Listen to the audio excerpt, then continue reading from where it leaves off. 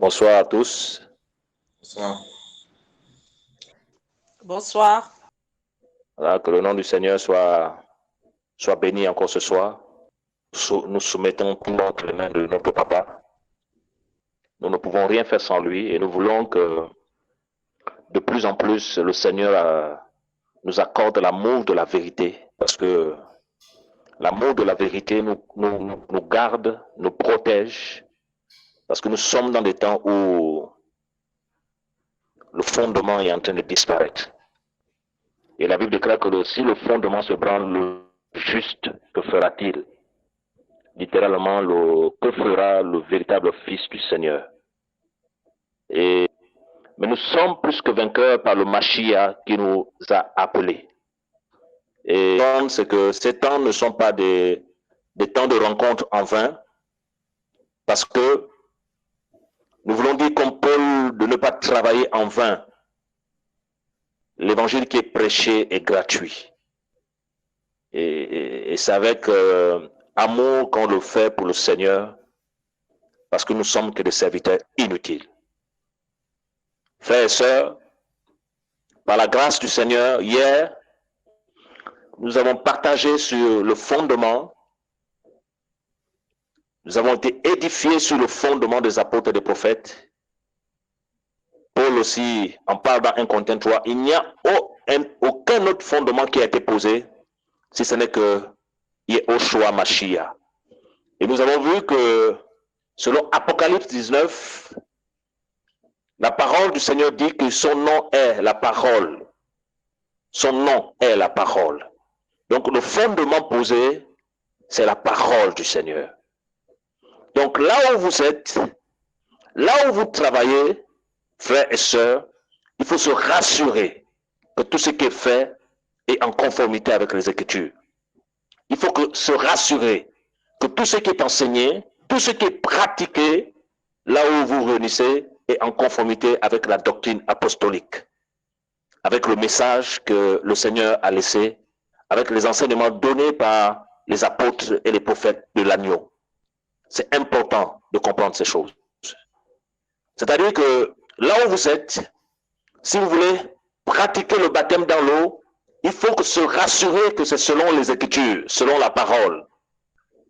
Si vous voulez pratiquer le repas du Seigneur, il faut se rassurer que c'est selon la parole.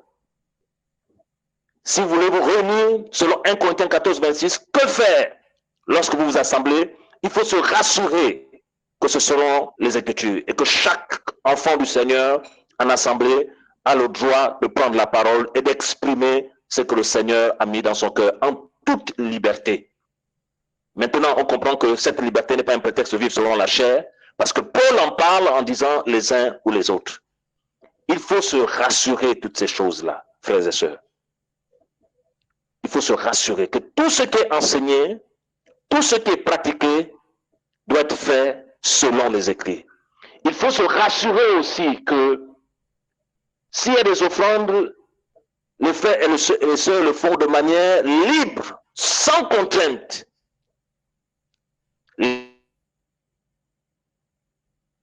Libre, que chacun donne comme il a résolu dans son cœur, sans tristesse ni contrainte, car Elohim aime celui qui donne avec joie.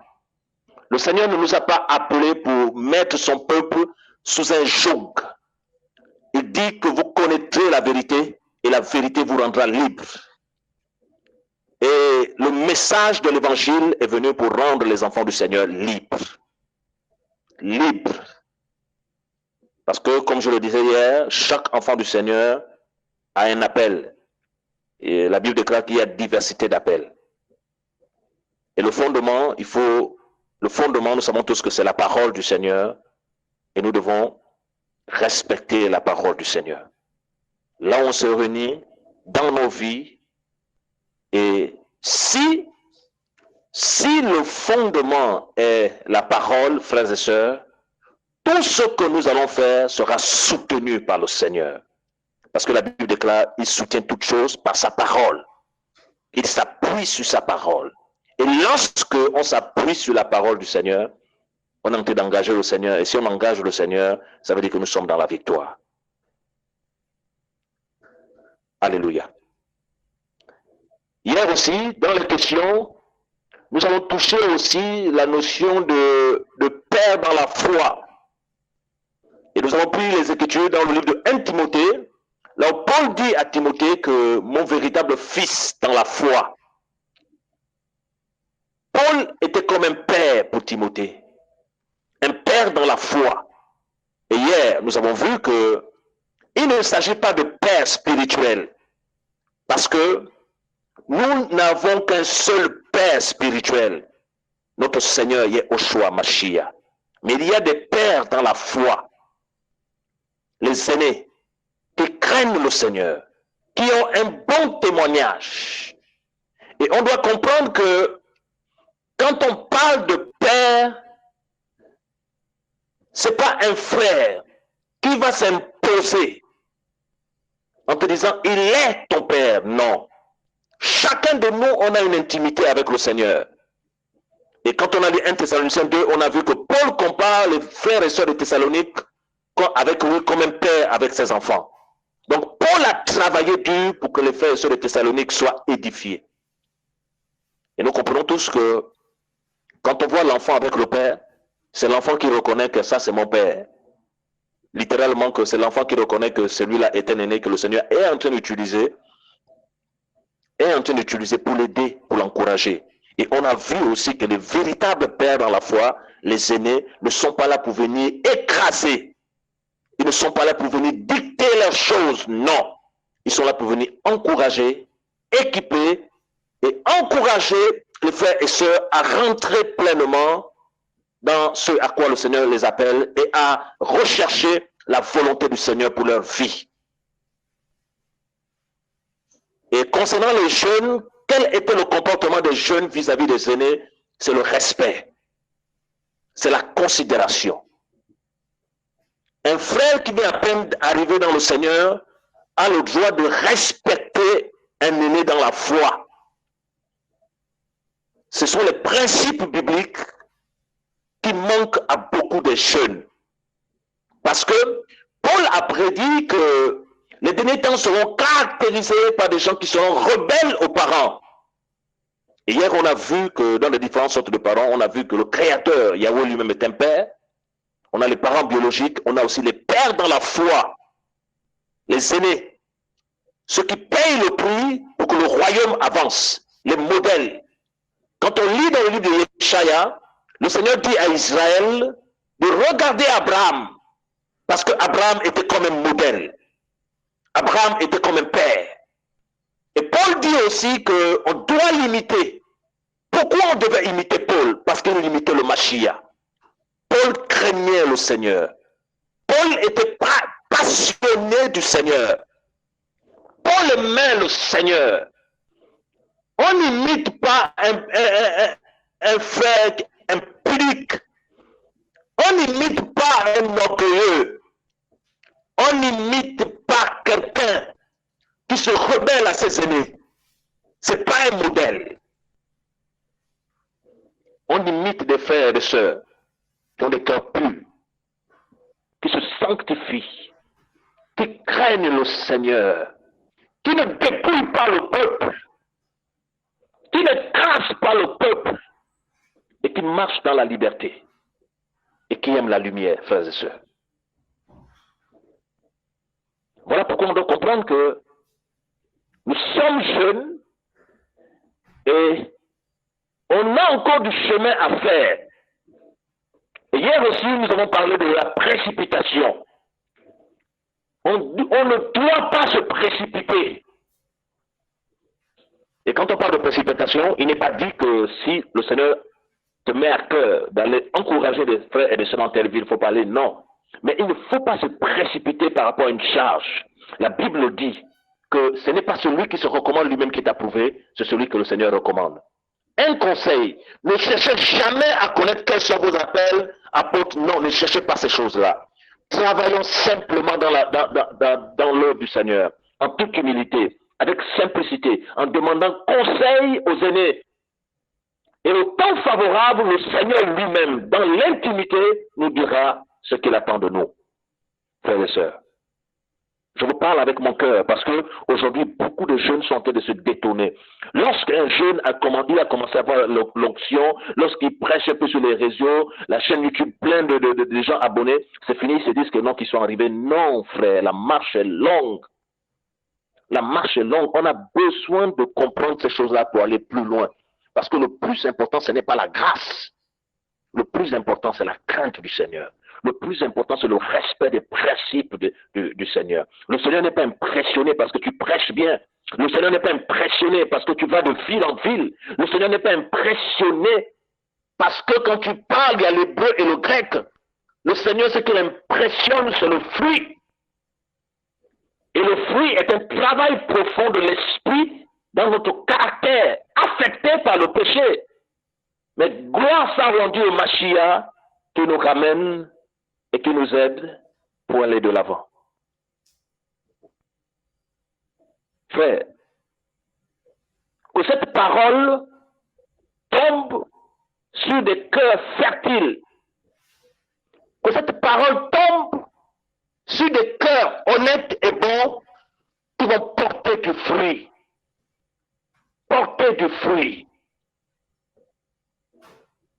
Qui vont porter du fruit.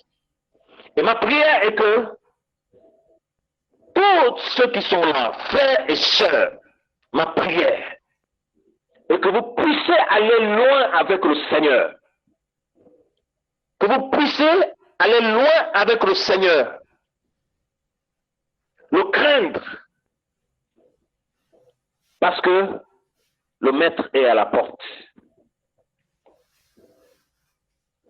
Le maître est à la porte.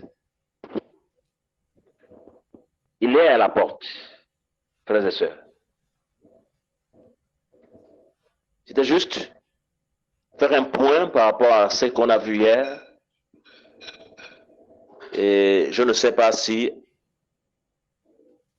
il y a des questions avant de passer au partage de ce soir. Parce que hier, il y avait des petites questions.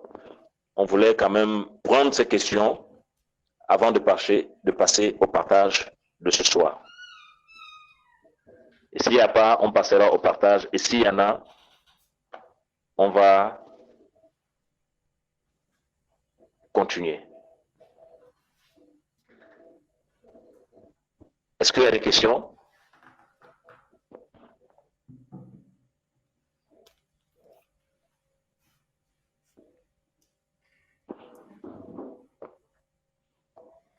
Alors, donc, s'il n'y a pas de questions, j'espère qu'il n'y a pas de... J'espère que il n'y a pas vraiment de questions, que tout a été compris selon les Écritures. On doit vérifier. Hier, on a su parler un peu des Juifs de Bérée.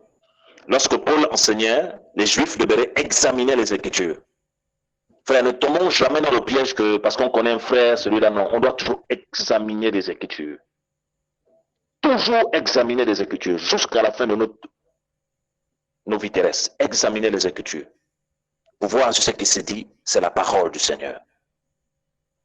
Parce que la parole, elle libère. La parole, elle libère. La parole du Seigneur. Alléluia. Merci Seigneur. On va prendre Philippiens 2, verset 14.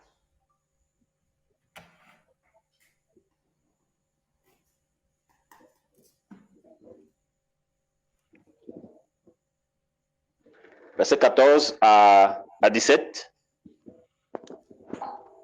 Si quelqu'un peut nous faire la lecture.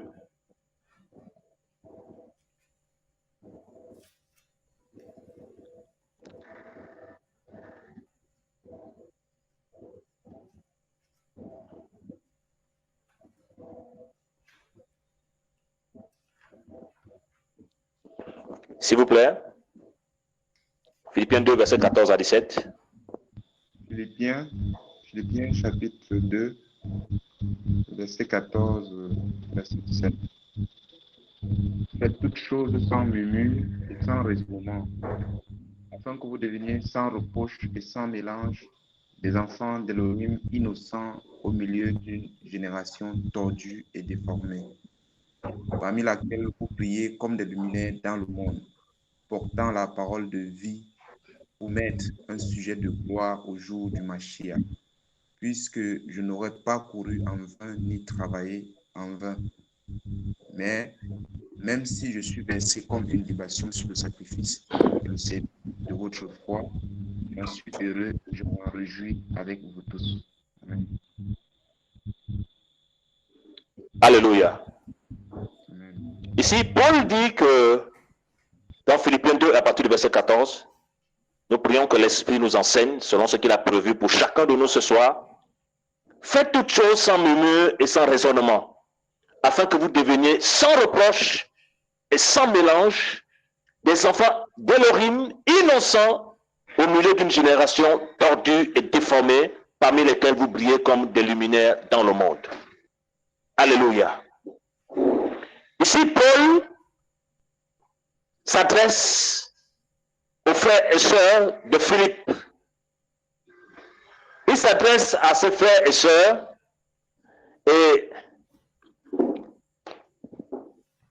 dans sa miséricorde, il parle à ses frères et sœurs, il les enseigne, il les encourage et il dit que afin que vous deveniez sans reproche et sans mélange des enfants d'Élohim innocents au milieu d'une génération tordue et déformée. Frère, Paul fait comprendre aux Philippiens qu'ils vivent au milieu d'une génération tordue et déformée. Le monde actuel est tordu et déformé. Le monde sans le Mashiach. Les hommes sans la lumière. Parce que le rôle de la lumière, on ne parle pas de cette lumière physique. Le rôle de la lumière, c'est d'éclairer. Et ceux qui n'ont pas le Seigneur sont dans les ténèbres, épais et fonciers. Et Paul ici fait comprendre que ces hommes, cette génération actuelle, elle est tordue et déformée. Frères, sœurs, regardez le monde actuel. Regardons ce qui se passe dans le monde actuellement. Regardez ce qui se passe. L'homosexualité, le lesbiennage, la dépravation morale, l'apostasie parmi les enfants du Seigneur, la légèreté des hommes qui sont dans le mal. Le mal est en train de s'accroître. Et nous vivons dans cette génération. Nous sommes dans cette génération-là, où le vol est en train de s'accroître, où la délinquance est en train de s'accroître, où le racisme est en train de s'accroître, où l'impudicité bat son plein dans les assemblées, où les faux prophètes sont acclamés. Une génération tordue et déformée, une génération sans repère, une génération qui se livre au mal, une génération qui atteint sa coupe, la coupe de cette génération, la coupe, le péché de cette génération est en train d'atteindre son comble. Les guerres par-ci, les guerres par-là, la zéophilie, les femmes qui couchent avec les animaux, les hommes dans l'adultère, une génération déformée, tordue. Frère, et quand on vient dans nos assemblées, au lieu de trouver la parole, au lieu de trouver l'amour entre frères et sœurs, au lieu de trouver que les enfants du Seigneur s'aiment, parce que le Seigneur dit dans sa parole que le monde entier reconnaîtra que vous êtes mes disciples si vous avez l'amour les uns pour les autres.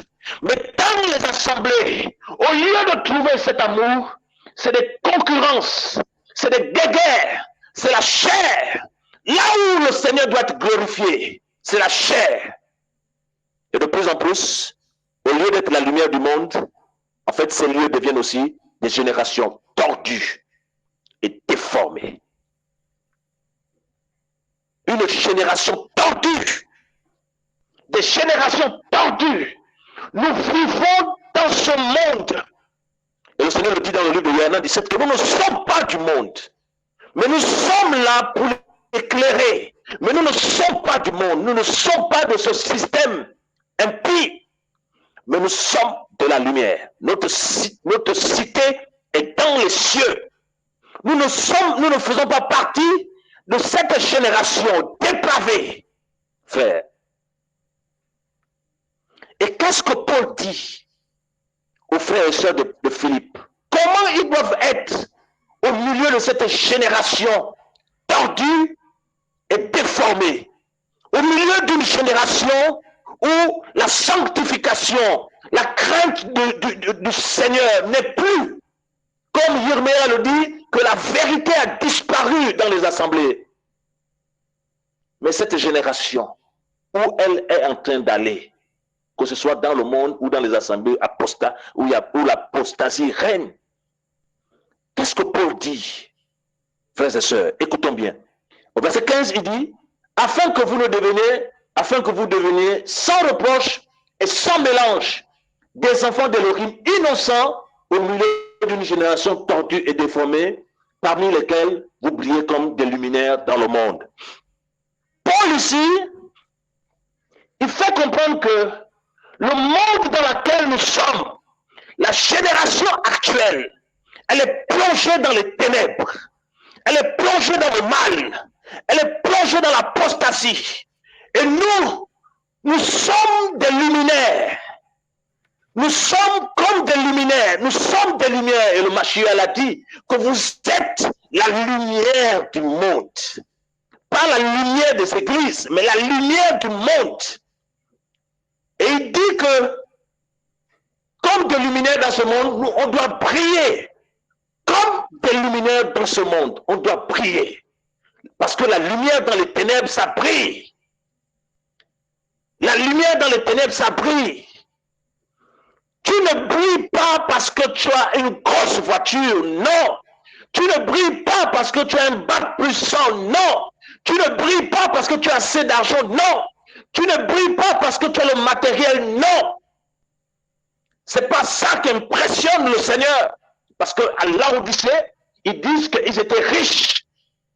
Mais lorsque le Mashiach envoie sa parole, il dit que vous ne savez pas que vous êtes pauvres, aveugles, misérables et nuls. Donc la richesse selon le Seigneur n'a rien à voir avec le matériel, n'a rien à voir avec ce qu'on voit dans ce monde.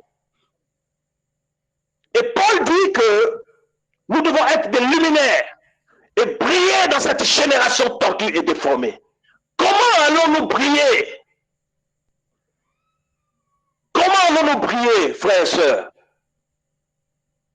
Comment allons-nous briller? Au verset 16, Paul dit que portant la parole de vie, portant la parole de vie, nous sommes des porteurs de la parole de vie.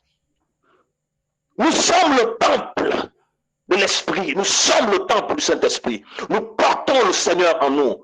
Nous portons Yahweh en nous. Nous portons la parole du Seigneur en nous. La parole du Seigneur n'est pas dans un lieu. La parole du Seigneur n'est pas dans quelque part. La parole est en nous maintenant.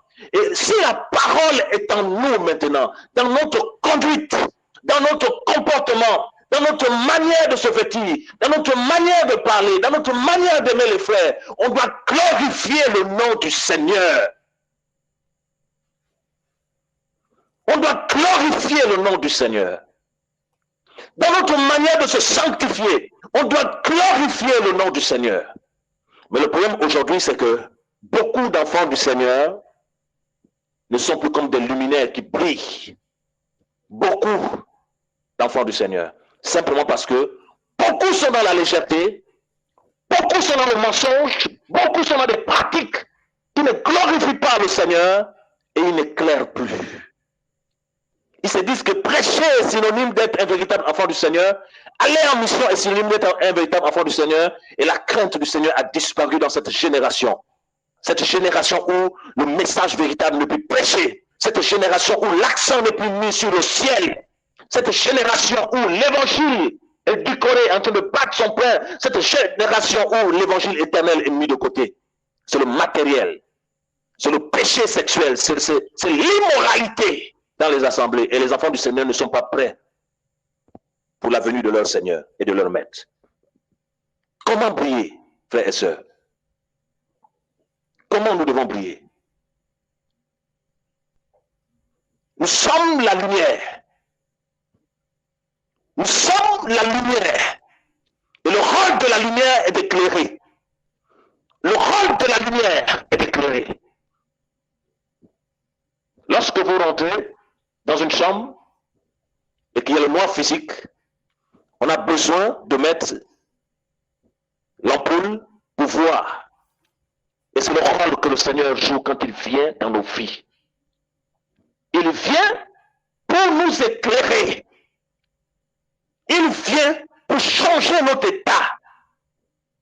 Et lorsqu'on accepte le Seigneur, nous devenons comme des luminaires et on doit briller par nos vies, par nos vies, par notre conduite. On doit briller par nos vies. Et là, avant de continuer l'enseignement, on va prendre un peu l'histoire de Joseph. J'aime bien cette histoire-là. Genèse 39.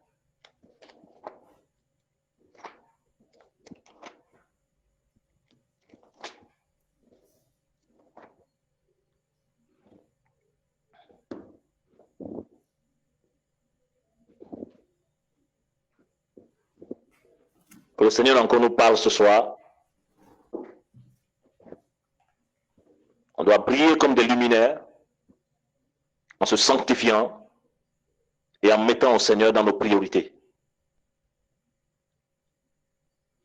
Si quelqu'un peut nous lire Genèse 39, du verset 1 au verset 10.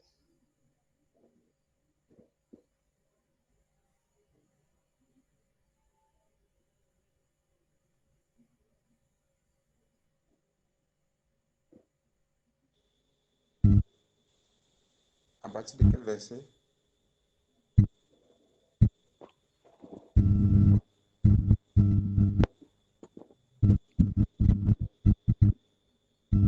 À partir de quel verset?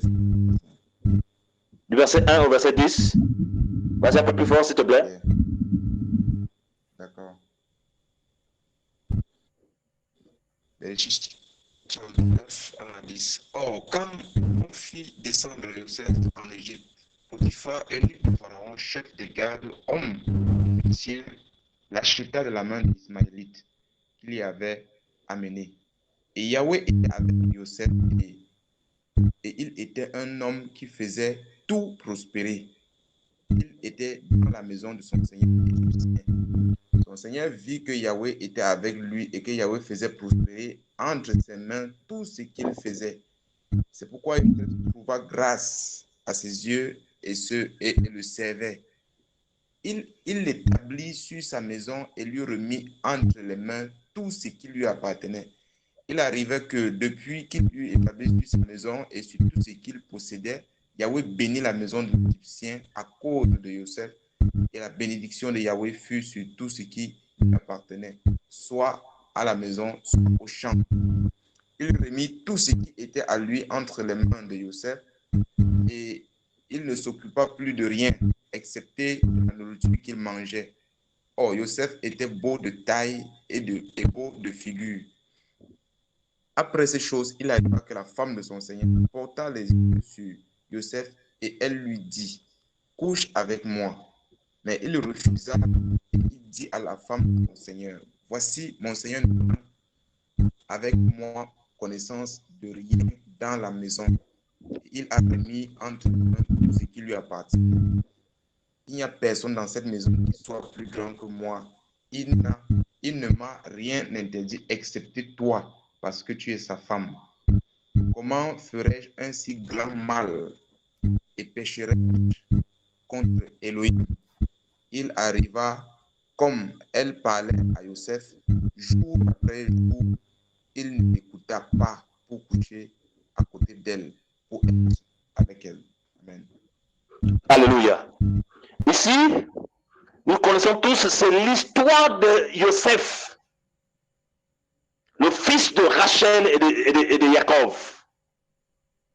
Nous connaissons tous cette histoire. Dans Genèse 37, le Seigneur annonce l'élévation de Joseph. Et à cause de la jalousie, il explique les rêves qu'il avait à ses frères. Et à cause de la jalousie, ils l'ont vendu. Et il se retrouve en Égypte. Et en allant dans la maison de Potiphar, tout à l'heure on parlait d'une génération tordue et déformée. En allant dans la maison de Potiphar, la main du Seigneur était toujours sur lui. La main du Seigneur était avec Joseph. Marié, veut tomber dans l'adultère avec lui. Et au verset 7, il dit, après ces choses, il arriva que la femme de son Seigneur porta les yeux sur Joseph et elle dit, couche avec moi. Verset 8, mais il refusa. Joseph craignait le Seigneur. Joseph voulait plaire au Seigneur, malgré le fait qu'il a quitté sa famille parce qu'on l'a vendu à cause de la jalousie. Mais derrière ça aussi, il y avait le plan du Seigneur. Personne n'était là. Personne n'était présent. Mais Joseph savait que derrière cette erreur-là, s'il le faisait, c'était grave pour lui. Et il a refusé. Et au verset 8, on dit, mais il refusa et dit à la femme de son Seigneur, voici mon Seigneur, ne prend avec moi connaissance de rien dans la maison. Il a remis tout entre ses mains, tout ce qui lui appartient. Au verset 9, il n'y a personne dans cette maison qui soit plus grand que moi. Il ne m'a rien interdit, excepté toi parce que tu es sa femme. Comment ferais-je un si grand mal et pécherais-je contre Elohim? Frère, Joseph refuse de sortir avec cette femme. Et la Bible nous dit que donc tous les jours, elle voyait Joseph que couche avec moi. Donc tous les jours, il refusait. Une telle fermeté, frère. Il refusait. Une telle persévérance à refuser. Parce qu'il aimait le Seigneur. Parce qu'il voulait éclairer. Parce qu'il était la lumière. Il a refusé de chuter avec cette femme adultère. Cette femme qui voulait l'entraîner dans le mal. Il a refusé. Et nous devons tirer un enseignement du caractère de Joseph. Un enseignement profond. Là où tu travailles, là où tu étudies, là où tu es, Satan va susciter des gens pour venir te séduire. Même si tu prêches bien, Satan va susciter des gens pour venir te séduire. Mais sache que tu dois être ferme. Tu dois dire non parce que tu veux plaire au Seigneur. Alléluia.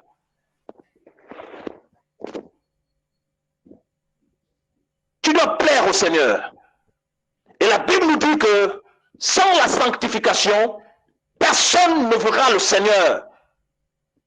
Joseph a refusé. Il a refusé, Joseph. Ne donne pas ton corps à quelqu'un si tu n'es pas marié.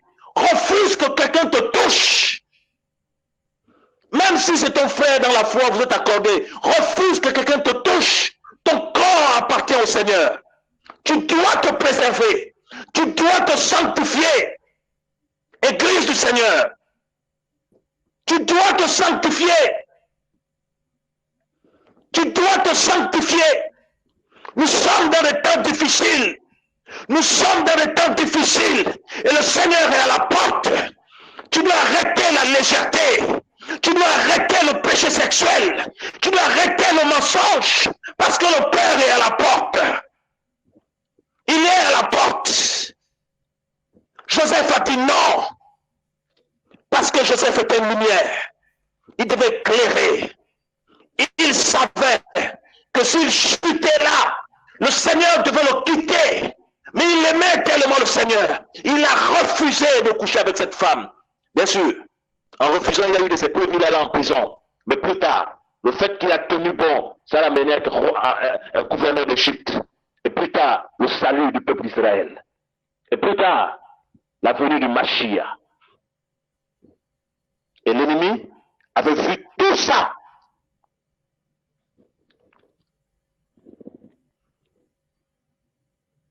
L'ennemi avait vu tout ça, frère. On parle des luminaires. Parce que les temps sont difficiles. Non au péché. Sœur, si tu n'es pas marié, que personne ne te touche. Que personne ne te touche. Ton corps appartient au Seigneur. Ta vie appartient au Seigneur. Crains le Seigneur. Marche avec le Seigneur. Et au temps convenable, il enverra son fils vers toi. Au temps convenable, il enverra quelqu'un qui te craint vers toi. Ne t'inquiète plus. Ne t'agite plus. Tu vas te marier au temps du Seigneur. Ne t'agite plus. Ne t'inquiète plus. Tu vas te marier au temps du Seigneur. Laisse le Seigneur te façonner. Laisse le Seigneur te purifier. Laisse le Seigneur te former. Alléluia. Oh, Mashiach. Le feu du Seigneur. Le feu du Seigneur. Oh Seigneur. Le Seigneur est en train de remplir beaucoup de personnes là. Il est en train de remplir. Un feu ce soir. Un feu ce soir. Les démons d'impudicité sont chassés de vie. La légèreté est chassée. Les pensées impures chassées au nom de Yeshua. Le Seigneur t'a fermé ce soir. Tu vas prier.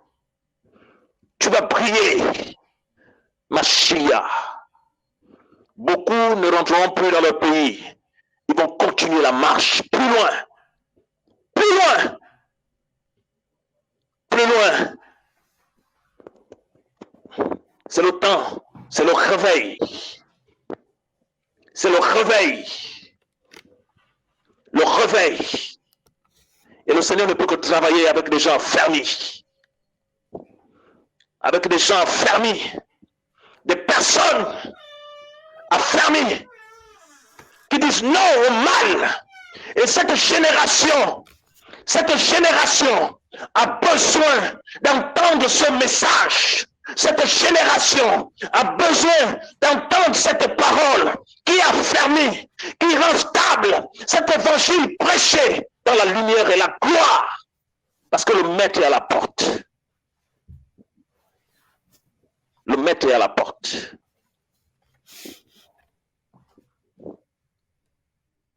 Les gens soupirent et attendent avec un ardent et désir la révélation du Fils, la révélation des enfants du Seigneur, la révélation des enfants du Seigneur.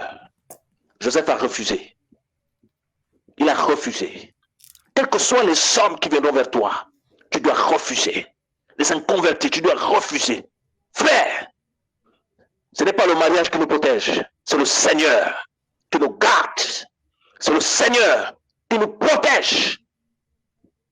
Comme Joseph, le Seigneur nous remplit de fermeté ce soir. Il nous remplit de fermeté ce soir, frère. Il nous remplit de fermeté. Le Seigneur vient enlever ce soir la légèreté dans ta vie. Le Seigneur vient enlever ce soir dans ta vie la légèreté. Il te renferme. Il te stabilise. Il ôte le langage charnel de ton cœur. Il te purifie. Tu es une fille d'Abraham. Tu es une fille d'Abraham. Une fille d'Abraham. Une fille d'Abraham. Alléluia. Alléluia. Comment briller? Nous allons prendre Éphésiens 5.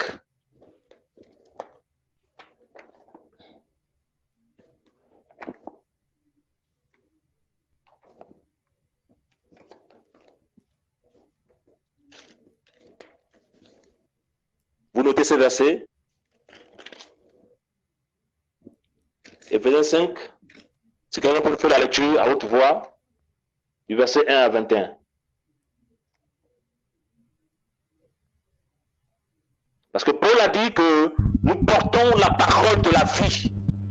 Et quelle est cette parole? Nous allons la lire pour prier dans cette génération tendue et déformée. Cette génération qui se livre au mal. Comment prier? Éphésiens 5 à partir du verset 1. Éphésiens 5, premier verset. Devenez donc imitateurs Oui, s'il te plaît. comme des enfants. Allô, Brice? Oui. Allô? Oui, écoute. Oui. Vas-y, lis un peu plus fort. D'accord. Éphésiens 5, à partir du verset 1er. Devenez donc imitateurs d'Élohim, des enfants bien-aimés, et marchez dans l'amour de même que le Père a aimé et s'est livré à lui pour nous en offrande et en sacrifice, comme un parfum de bonne odeur. Mais que la relation sexuelle illicite, l'impureté sous toutes ses formes et la cupidité ne soit pas même nommée parmi vous comme il convient à dessein, ni obscénité, ni propos insensés, ni plaisanterie, choses qui ne sont pas convenables, mais plutôt l'action de grâce. Car vous savez ceci, qu'aucun fornicateur, ni impur, ni cupide, qui est un idolâtre, n'a d'héritage dans le royaume du Mashiach et Elohim. Que personne ne vous séduise par de vains discours, car à cause de ces choses, la colère d'Elohim vient sur les fils de l'obstination. Ne soyez donc pas leurs associés, car vous étiez autrefois ténèbres. Maintenant, vous êtes lumière dans le Seigneur. Conduisez-vous donc comme des enfants de lumière, car le fruit de l'esprit est en toute bonté et justice et vérité, examinant ce qui est agréable au Seigneur, et ne participez pas aux œuvres stériles de la ténèbre, mais plutôt condamnez-les en effet. Car il est honteux de dire les choses qu'ils font en secret. Mais toutes les choses qui sont condamnées sont manifestées par la lumière, car la lumière est celle qui manifeste tout. C'est pourquoi il dit, réveille-toi, toi qui dors, et lève-toi d'entre les morts, et le Mashiach brillera sur toi. Prenez donc garde de vous conduire soigneusement, non comme des insensés, mais comme des sages, rachetant le temps parce que les jours sont mauvais. C'est pourquoi ne devenez pas insensés, mais comprenez quelle est la volonté du Seigneur. Et ne vous enivrez pas du vin dans lequel il y a de libertinage, mais soyez remplis de l'esprit, vous parlant entre vous par des psaumes, des hymnes et des cantiques spirituels, chantant et célébrant dans votre cœur les louanges du Seigneur, rendant toujours grâce pour toutes choses au nom du Seigneur Yehoshua, Mashiach, l'Élohim et Père, vous soumettant les uns aux autres dans la crainte d'Élohim. Amen. Alléluia. Éphésiens 4, verset 17 à 28. Si quelqu'un d'autre peut nous faire la lecture. Éphésiens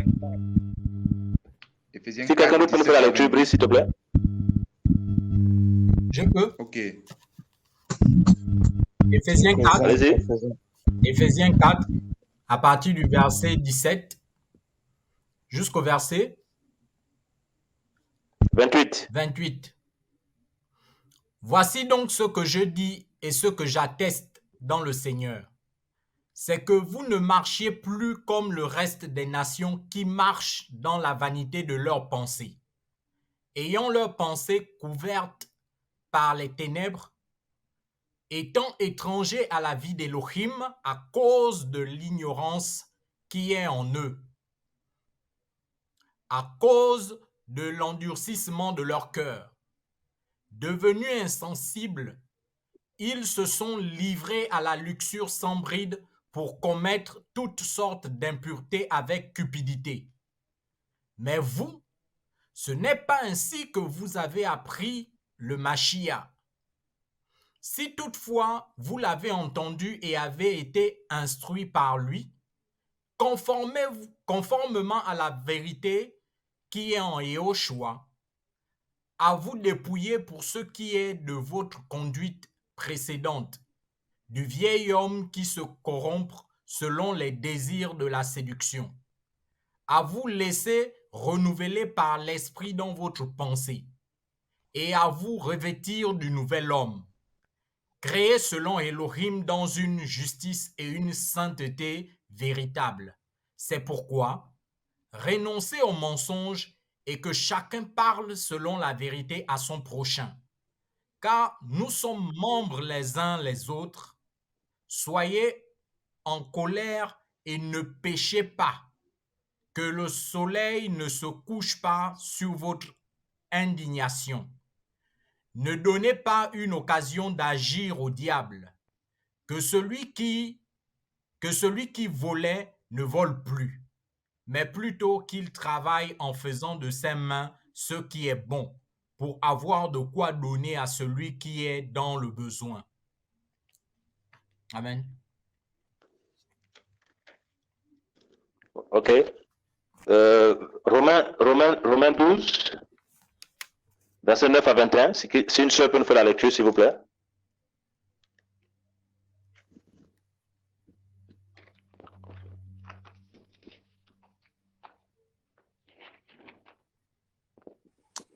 Romains 12, quel verset?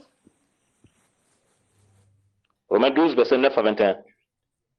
Romains 12, verset 9 à 21. Que l'amour soit sincère. Ayez en horreur le mal. Vous tenons collés à ce qui est bon. Quant à l'amour fraternel, ayez de la tendresse les uns pour les autres. Quant à l'honneur, soyez les premiers à le rendre aux autres. N'étant pas paresseux, mais empressés, brouillons de chaleur de l'esprit, étant les esclaves du Seigneur. Vous réjouissant dans l'espérance, patient dans la tribulation, persévérant dans la prière. Prenons part aux besoins des saints, puis poursuivant l'hospitalité. Bénissez ceux qui vous persécutent, bénissez et ne maudissez pas. Réjouissez-vous avec ceux qui se réjouissent et pleurez avec ceux qui pleurent. Ayant une même pensée les uns envers les autres, ne pensant pas à ce qui est élevé, mais vous laissant entraîner par les choses humbles. Ne soyez pas sages à votre propre jugement, ne rendant à personne le mal pour le mal, recherchant les choses honnêtes devant tous les humains. S'il est possible, autant que cela dépende de vous, soyez en paix avec tous les hommes. Ne vous vengeant pas pour vous-même, mais bien-aimés, mais donnez lieu à la colère, car il est écrit, à moi la vengeance, moi je rendrai, dit le Seigneur. Si donc ton ennemi a faim, donne-lui à manger, s'il a soif, donne-lui à boire, car en faisant cela, tu amasseras des charbons de feu sur sa tête. Ne sois pas surmonté par le bien, ne sois pas surmonté par le mal, mais surmonte le mal par le bien. Alléluia. Amen. Et au verset 5, quand on lit Éphésiens 5, au verset 14, il dit, c'est pourquoi il dit, réveille-toi, toi qui dors, et lève-toi d'entre les morts, et le Mashiach priera sur toi. Et quand on a lu le texte de base, quand nous avons lu dans le livre de Philippiens 2, Paul dit que parmi cette génération tordue et déformée, donc parmi cette génération où le péché bat son plein, où l'immoralité bat son plein, où le mal bat son plein, nous devons briller comme des luminaires. Nous devons être innocents et sans mélange. Briller comme des luminaires. Et plus bas, Paul dit que portant la parole de vie, et c'est cette parole que nous sommes en train de lire dans Éphésiens 5, comme un guide, le Seigneur nous dit comment briller dans cette génération tordue et déformée. Comment briller? mais c'est la parole. Nous devons porter en nous la parole. Nous devons vivre la parole. Nous devons avoir des cœurs qui aiment la parole. Et cette parole est lumière en nous.